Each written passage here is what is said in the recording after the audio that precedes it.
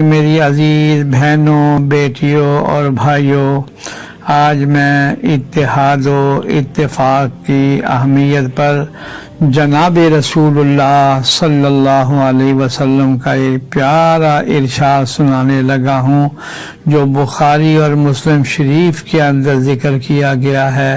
حقیقت حال یہ ہے کہ اگر ہم اس حدیث پر عمل کر لیں تو ہمارے گھر، ہمارا محلہ، ہمارا شہر راحت، چین اور سکون میں آ جائے۔ اب حدیث سنیے۔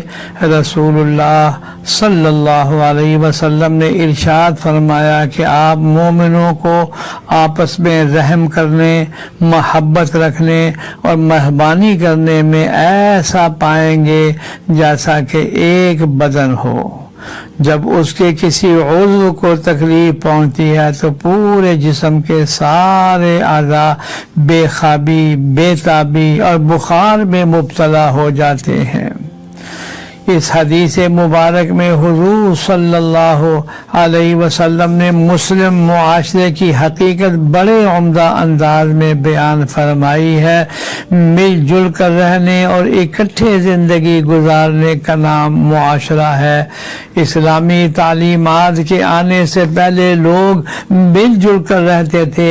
زمین کے مختلف حصوں میں لوگ مختلف طریقوں سے زندگی گزارا کرتے تھے، لیکن حضور صلی اللہ علیہ وسلم نے امت مسلمہ کو مسلم معاشرہ کی ایسی خصوصیات عطا فرمائی کہ جن سے انسان کو محض اپنے زندہ رہنے کے لیے ہی نہیں بلکہ اپنی زندگی کے ساتھ ساتھ دوسروں کی زندگی میں مکمل طور پر شریک ہونے کی تعلیم دی جا رہی ہے۔ زمانہ جاہلیت میں انسان تہذیب و اخلاق سے ناواقف ہونے کی وجہ سے انتہائی پستیوں میں گرے ہوئے تھے۔ اسلام کا ان پر احسان عظیم ہے کہ مختصر عرصے میں وہی لوگ تہذیب و تمدن کے بلند پایہ معیار پر نظر آنے لگے اور ان کا معاشرہ دنیا بھر کے لیے عملی نمونہ بن گیا۔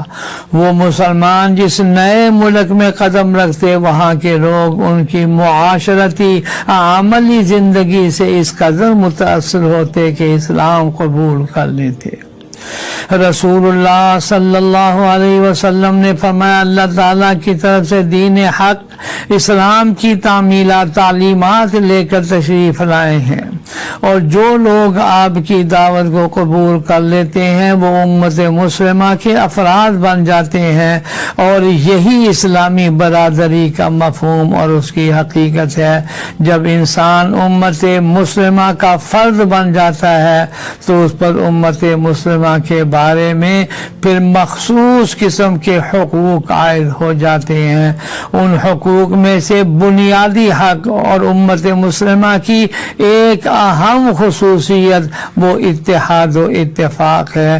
قرآن کریم میں اللہ جل شانہ کا فرمان ہے جس کا ترجمہ یہ: اللہ کی رسی کو مضبوطی سے پکڑو اور پھوٹ مت ڈالو، اور دوسری جگہ ارشاد ہے جس کا ترجمہ یہ ہے: تم آپس میں مت جھگڑو ورنہ تم مفلوج ہو جاؤ گے، بے جان ہو جاؤ گے اور انتہائی کمزور ہو جاؤ گے۔